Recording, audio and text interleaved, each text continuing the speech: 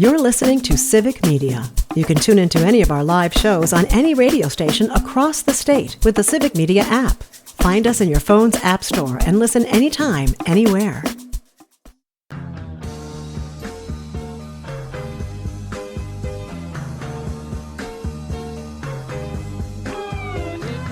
And welcome back. It is the WXCO Morning Report, part of Mornings with Pat Kreitlow on 98.9 WXCO. Online at WXCO.FM, mobile devices and Alexa by searching WXCO, and on the Civic Media app with Ian Welsh. Ian, good morning. Good morning, Chad. We will, of course, have more with you as we continue along the pathway here today. But also, it's the first week of the month. And as I like to say, it's time to pay the rent, and it's time to talk to Christine Daniels from the Good News Project. Christine, always good to see you. Good morning, sunshine. That's how I greet my children in the morning. Good morning, sunshine. And do they still appreciate it? Or They do. Okay, good. They do. Fantastic. It's always good to talk to you, talk about what's going on at the Good News Project and a whole bunch more. And I was just saying before we went on the air, this week we've been very fortunate. On Monday, had a chance to talk to a young lady who is in Athens doing a back-to-school drive to get awesome new notebooks and other things for needy folks in Marathon County. On Tuesday, talked about a special scholarship at Wausau East for a fallen comrade who was a student and a staff member who passed away from cancer last year, and a former colleague and coach of hers starting a scholarship where there's been a lot of great response. And you do it every day with the Good News Project. And, of course, we always say, be the good. Be the good. And the thing about it is we've talked a lot about what you're doing and a lot of the challenges that you've had and everything else. We haven't really delved into the folks that are also there that are doing the good, being the good. Yeah. And you got a few people I think that I wanted to find out, because I frankly, I don't really know a lot about some of the folks that are working with you. How big of a staff do you have at Good News Project? Yeah, so we have 4 full-time people and 5 part-timers. And that has grown significantly in the last 3 years. Before our capital campaign, we had 3 full-timers. A lot of work. A lot of work. Yeah, we really have had to bulk up our staff. But there's been a lot of wonderful things that have happened in doing so. You bring a lot of talent and knowledge to the table when you add more people. And you gave me a little information, and there's a mixture of those who've been with you at your side for a long time and the others who've been there a shorter amount of time, but all bringing a lot of great pieces to the table, a lot of skills to the table. And the first one that you kind of listed was a long time person. And I imagine that in a job like yours, where there's probably a lot, every day you walk in and on that desk there's a lot you have to deal with, a lot on the plate. Yes. To have somebody that's been around and knows the lay of the land. And Tony Schmidt was somebody you said. Can you tell us a little bit about her? Tony is my right-hand woman. I've known Tony for over a couple decades now, and she actually started with Good News Project as a board member. So we kind of tease about this because that means she was my boss first. When we got to a point where we were starting our help program, we needed to hire someone to manage it, and she decided that'd be something really, really interesting for her. So right around the time she was retiring from us owning a small business, Tony's Salon and Spa, which was a very successful business. I even heard of that. You remember that? Yeah, it was in an old house downtown Wausau, kind of right now where the YMCA parking lot is. Okay. So it was ultimately removed, but she brought and continues to bring these skills to the table of, running a small business and all of the moving parts. And, she had staff members and managed customers, all of that. So yeah, she's phenomenal. She's also a very good friend. She has become a very good friend through all of these years. It must be just, again, priceless to have somebody that has a sense of what you do as well. Oh, yeah. I mean, because sometimes you bring people in and they have to go through the ranks and have to learn every level, but to have somebody that actually has an understanding of some of the challenges that you have to face on a daily, monthly, yearly basis. Yeah. So our co-founder, Peggy McCarthy, recruited her because Peggy used to sit in Tony's salon chair. And that's how it all starts. That's how they always start, isn't it? Just a little conversation. And she's like, oh, you should join us. Oh, we need a board member. You'd be good. That kind of thing. And then, when she... right around the time that she was finishing her board membership and becoming an employee, she dipped into becoming a trip leader in St. Lucia under the tutelage of Peg and Chuck McCarthy. So she learned from the best. And so she has a really interesting viewpoint of all of our programming. Although she manages the help program, she knows international. She knows the people, the players, what we do and why we do it, and how to manage volunteers in a country thousands of miles away. And she also has been integral in our e-cycle program. Just bringing, the right questions to the table, like, have you thought about this? Have you thought about that? And her husband has volunteered significantly for our e-cycle program throughout the last 15-ish years. So volunteer is a word there as well, because another person that you've kind of highlighted here for me to think about and we can talk about is Eric Nielsen. Started as a volunteer. And I imagine that a lot of the folks that have worked for you in your tenure at Good News, that's where many of them probably start. That's how a lot of people come to us. They start as volunteers. We get to understand who they are, what their motivations are, what their skills are, and then it becomes kind of a natural stepping stone into employment. So we have quite a few people that that's how they are with us as employees right now. Eric, so he started as a volunteer, and then during COVID, we had a part-time, no, he was a full-time, stepped in to do e-cycling basic management. And then when he had to leave, he said, I think you need to consider Eric Nielsen. And so we put the job out there, and I specifically asked Eric to apply, and he went through the interview process, and he embraced the program. Our warehouse is the neatest it's ever been. He's organized, he's efficient, he thinks of all of the details, he does a tremendous amount of research, and his volunteers love picking on him. We'll have more with Christine Daniels coming up at 7:52. More of Mornings with Pat Kreitlow coming up on 98.9 WXCO. You're listening to Civic Media. Stay up to date on the latest news and information for your local community and Wisconsin by signing up for our free email newsletter. Visit civicmedia.us/email to get started. It's the WXCO Morning Report, part of Mornings with Pat Kreitlow here on 98.9 WXCO. The time is 7:52. I am Chad Holmes along with Ian Welsh, talking to Christine Daniels from the Good News Project, as we do every first week of the month. Somebody who had come in here with you one time was Ruling Gartner. Yeah. You have her as somebody who really deserves a shout out in terms of what she does for you. For sure. Rolene is our volunteer coordinator, and we were able to hire her. So originally she was a volunteer with us. There you go. Yeah, for maybe half of a year or so. And then we wrote a grant to the Impact 100, and part of that was securing a volunteer coordinator to help us. And we hired her, and she has made our organization blossom in so many ways. And most of it's because of the volunteer care that she creates. And previous to her, we all were managing volunteers in our own programs. I was managing some office volunteers, and Tony was managing her help program. And this way it's centralized, and she can create little open houses and ways to connect with volunteers, highlighting them, creating a program where you volunteer a certain amount of hours, and that translates to dollars for merchandise, like Good News Project logoed stuff. So yeah, she's done a tremendous job, and her background is being an executive director of a nonprofit. So she knows what's going on. Incredible knowledge to be able to have. I just can't imagine then again that the amount of help that somebody the ideas that sometimes I'll get an idea from somebody, I didn't think of that. Yeah. I didn't think of that. I imagine that it's like, hey, you probably say, I didn't think of that, All the time, yeah. And I really love bouncing ideas off of her, and she helps kind of keep me on target with certain things. She'll be like, hey, we had talked about this. Where's this at? And I feel like we work really well together.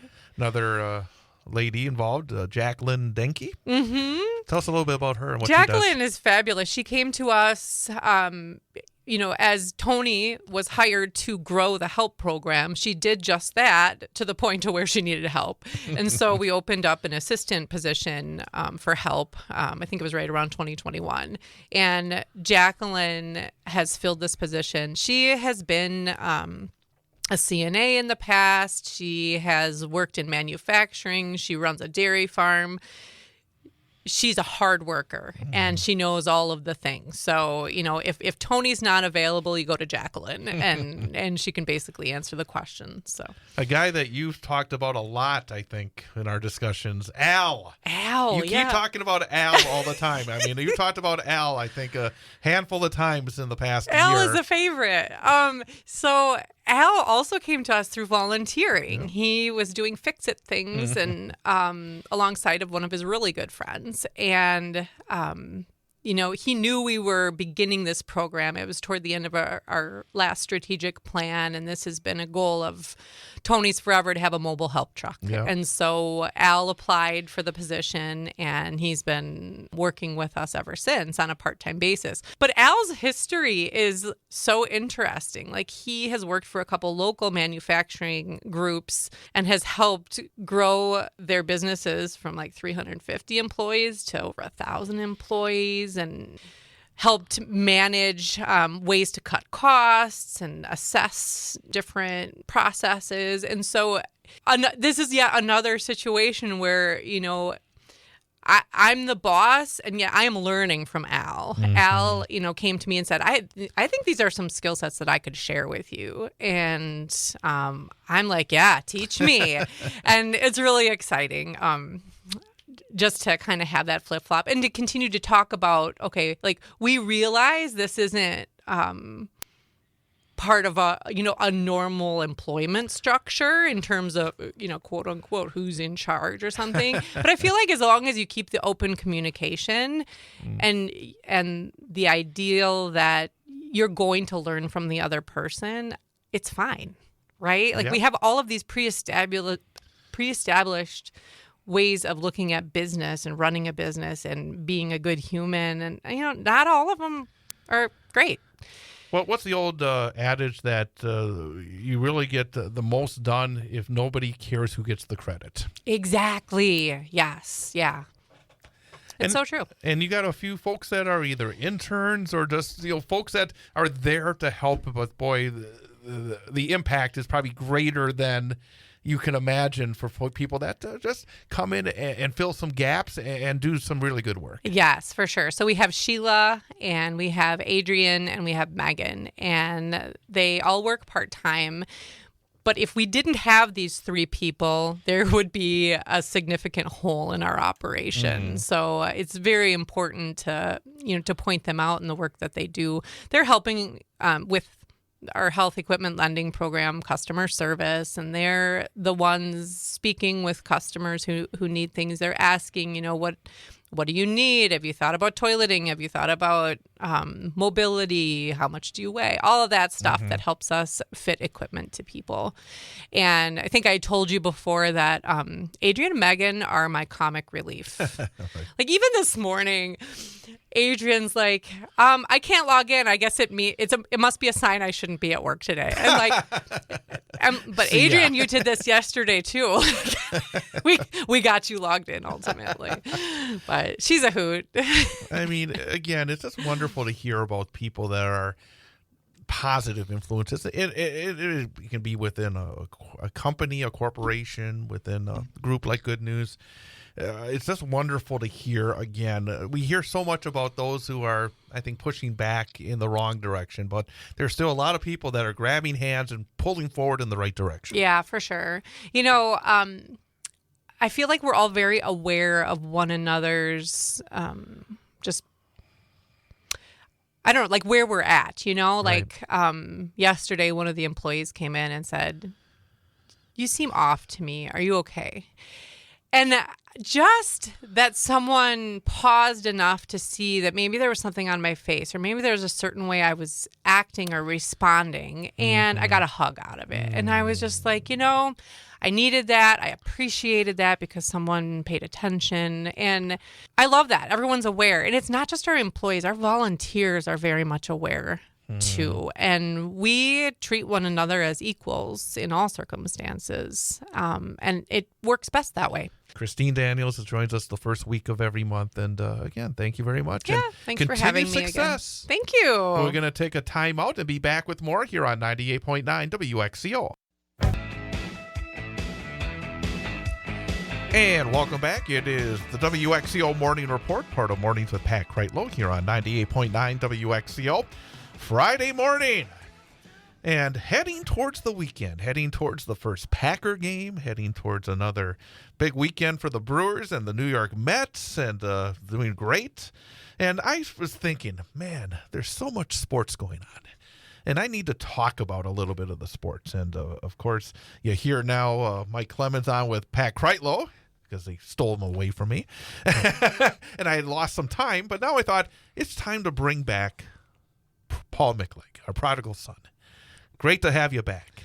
It's great to be back, Chad. And so much sports to talk about. It's so much sports to talk about, and obviously filling the shoes of Mike is you putting the pressure on. No. Yeah, I think he always felt the pressure of you. but let's jump right in, because since we last talked, I mean, the Brewers. I remember early in the season, there was a lot of question marks. First weekend was a disaster. I've been following the Brewers for close to 50 years, and there's not been a season like this. I mean, it's just amazing. Not only they're winning so consistently. They are just coming out there, and they've earned the moniker as best team in baseball right now, haven't they? Yeah, I mean, you're saying about following them all those years, they have had the best 60-game stretch in the franchise history. I mean, so right there it says it. That's the proof in the pudding, I guess, with having that. And it's just been a incredible ride. And the key thing is the lineup looks like it could slow them down. But that pitching staff, they have it's solid, and I think they're going to, I don't think they'd made the jump that they needed to at the trading deadline. You wish they would have dipped their toe in, just instead of dipping their toe in, jumping into their toe, and they didn't. But that Shelby, he went out and had his first appearance the other night in his rehab, and 3 strikeouts, 3 batters. Right. You get him into that bullpen with that starting rotation, and they still have, even though they traded Nestor, they still got Logan Henderson's been awesome. I don't see where are you going to see a drop off. That's right now. Then you want to go to bed and wake up in October and hopefully that everything stays the course, I guess, is what you want. But one thing that we're kind of used to is seeing these pitchers come up, and they find ways to get the best out of them. It's Andrew Vaughn that's jumped out to me here. I mean, this was a guy the White Sox, this gave away. They said, this guy, we don't want anything to do with him anymore. So we sent him to Milwaukee. And now this guy, a 12-game hitting streak. He's hitting, 5 home runs, I think. 12 is a 13. Did he get one? Because the last game in Atlanta, is it 12? Is it 12 now? It was 12. It was 12. It is 12, actually, because I'm actually looking at the game story from Wednesday night. Had 5 home runs in the span, 16 RBIs in the span. I mean, there's some sort of magic dust right now with this organization when they bring in guys that others have kind of said, well, we see some talent there, but it's not coming together. They find ways to strike oil when it comes to talent, because these guys are talented. For whatever reason, they weren't coming to the forefront. And this organization, I mean, again, I've been critical at times of Antanasio in terms of maybe the spending, and maybe even there, but he certainly does hire the right people. I'll give him that credit. That he does. I remember sitting July 7th when with my brother and father, and Vaughn, his first game as a Brewer, and he looks like the guy from Fonzie, his the son. I don't know if you Chachi. No.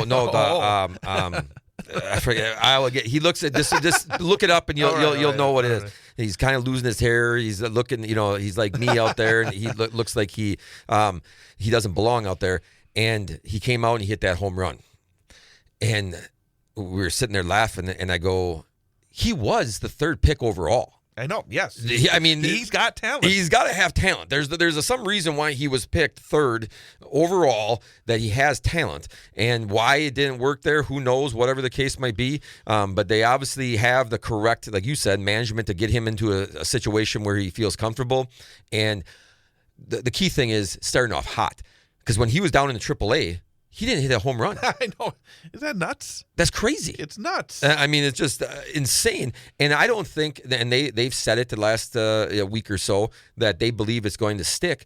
I believe it's going to stick, too, for the time being, because he's hitting the ball every at-bat. You watch him. He had a bat where he had, the other night on Tuesday, where he had a 12-pitch at-bat, and he got a base hit, a couple RBIs. It was a huge hit.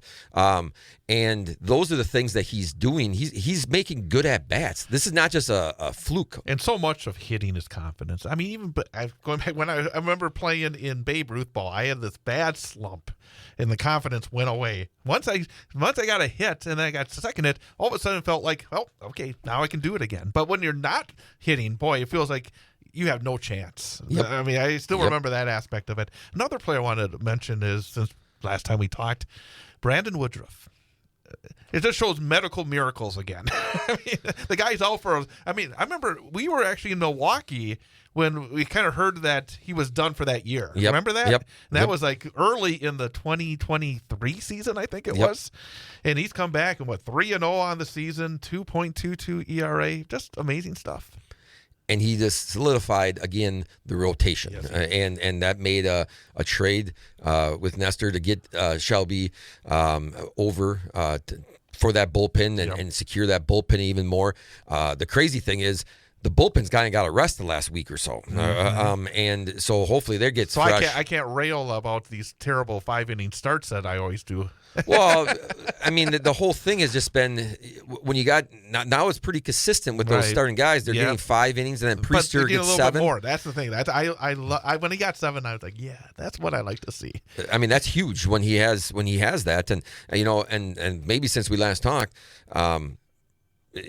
Priester.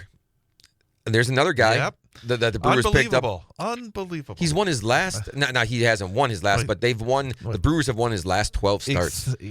That means there's a thing where you get to a point where, like, every time a guy goes out there, you actually think the Brewers are going to win. Like, why are the Brewers going to lose tomorrow? Why are they going to lose in 3 weeks? Because is there not one guy in that rotation? We have to take a timeout. We're going to come back. Another segment to go.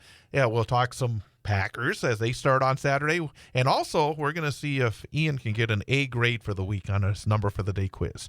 And the number for the day involves the Brewers. So we'll talk about that coming up here on 98.9 WXCO at 52 after. You're listening to Civic Media. Find the latest news, information, and archives of all your favorite shows on the Civic Media website, civicmedia.us.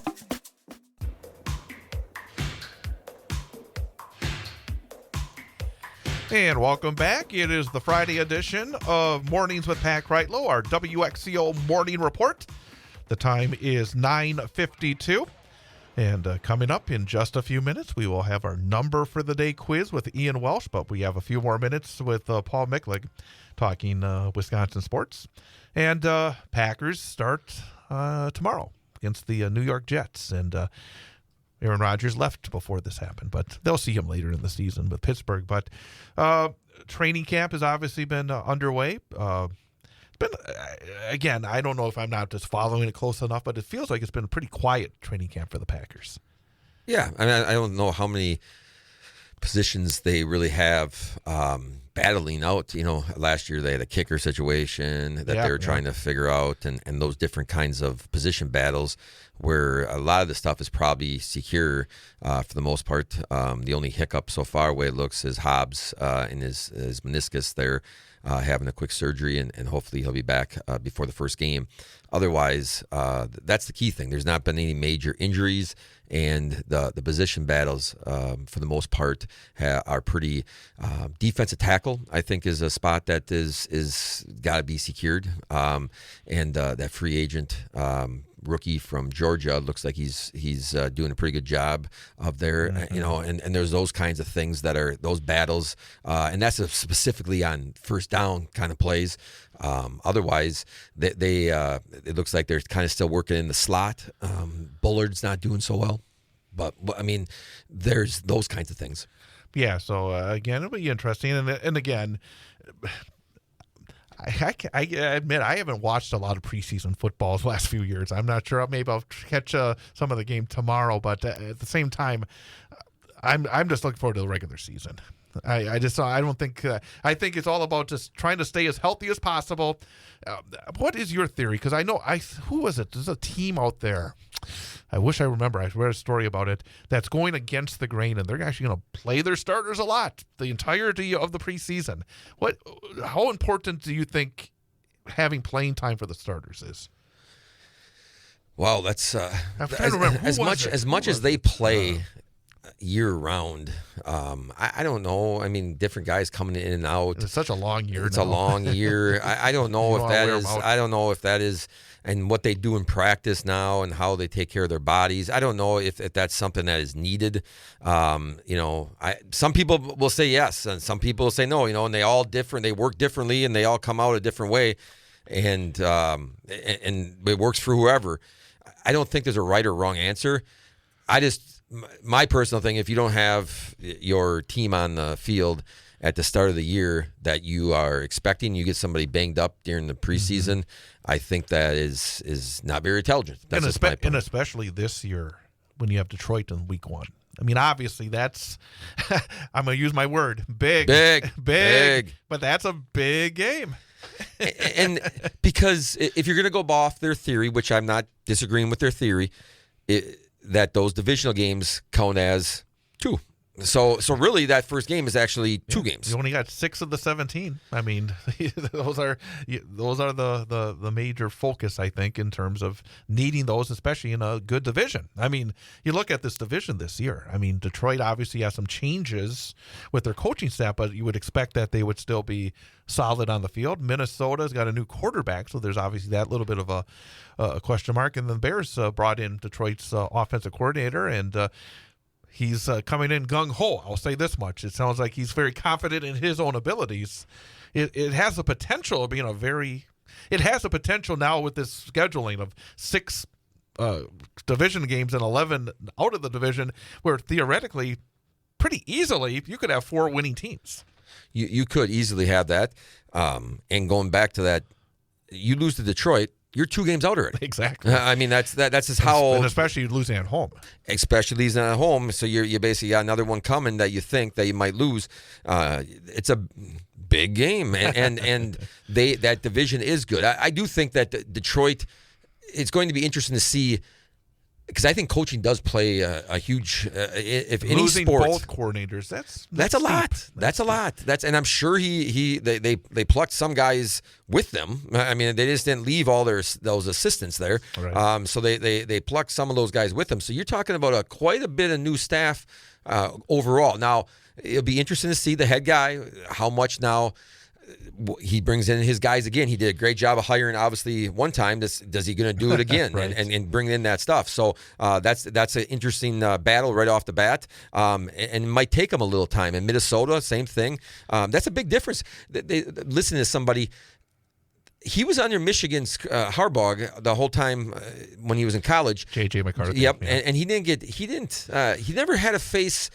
He was pretty clean, is what I'm getting at. Is going to be. This is a different game, and it might take him a little while to get going. I'm not saying he's not going to be really good. But he wasn't asked to carry that team in any respect. Correct. In the NFL, quarterbacks are expected to carry the team. I mean, that's the way it is. It like it or not, because that's why they get 25% of the salary cap. that's why. And Sam Darnold did. Yes, he did until the playoffs when he didn't, and they lost. And if the protection is the same as it was in the Ram game, And the Detroit game in the final game of the regular season that Darnold saw, I don't think McCarthy can do much better.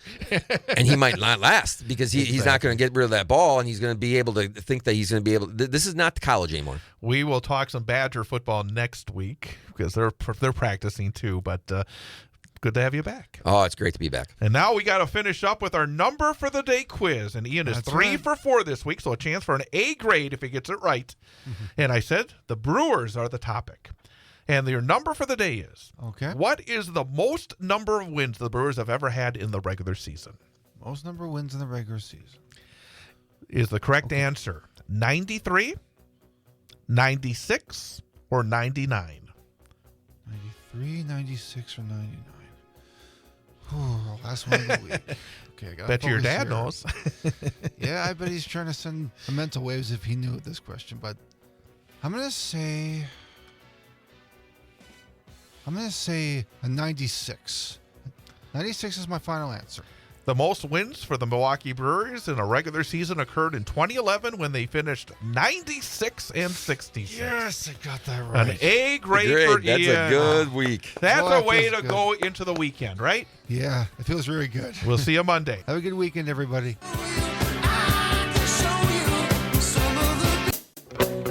The national news cycle never stops, but it can be hard to find news about your local community. Civic Media is dedicated to providing quality local and state news coverage across Wisconsin. With the Civic Media app, you can get notifications about local stories that matter to you and your community. Find the free Civic Media app in your phone's app store and choose notifications from the menu to tell us what kind of news you want to hear about.